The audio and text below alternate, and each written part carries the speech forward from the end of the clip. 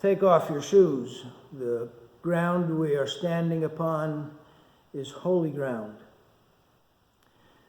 I don't suppose there's any more solemn chapter in all of the Old Testament than Isaiah's chapter 53, which pictures for us Jesus suffering on the cross for our sin.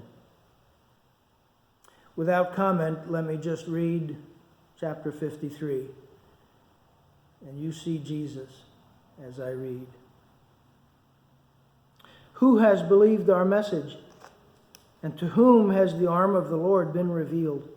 For he grew up before him like a tender shoot, and like a root out of parched ground. He has no stately form or majesty that we should look upon him, nor appearance that we should be attracted to him.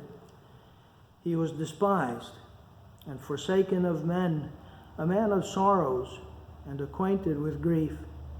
And like one from whom men hide their face, he was despised, and we did not esteem him. Surely our griefs he himself bore, and our sorrows he carried. And yet we ourselves esteemed him stricken, smitten of God, and afflicted. But he was pierced through for our transgressions. He was crushed for our iniquities. The chastening for our well-being fell upon him, and by his scourging we are healed. All of us, like sheep, have gone astray. Each of us has turned to his own way, but the Lord has caused the iniquity of us all to fall on him. He was oppressed and he was afflicted, yet he did not open his mouth. Like a lamb that is led to slaughter, like a sheep that is silent before its shearers, so he did not open his mouth. By oppression and judgment he was taken away. And as for his generation, who considered that he was cut off out of the land of the living for the transgression of my people, to whom the stroke was due.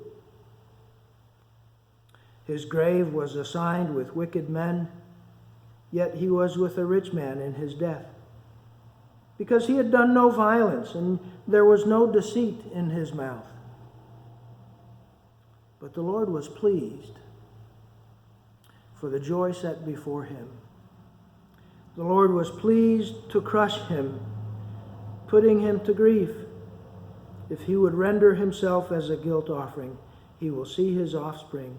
He will prolong his days, and the good pleasure of the Lord will prosper in his hand. As a result of the anguish of his soul, he will see it and be satisfied. By his knowledge, the righteous one, my servant, will justify the many, and he will bear their iniquities.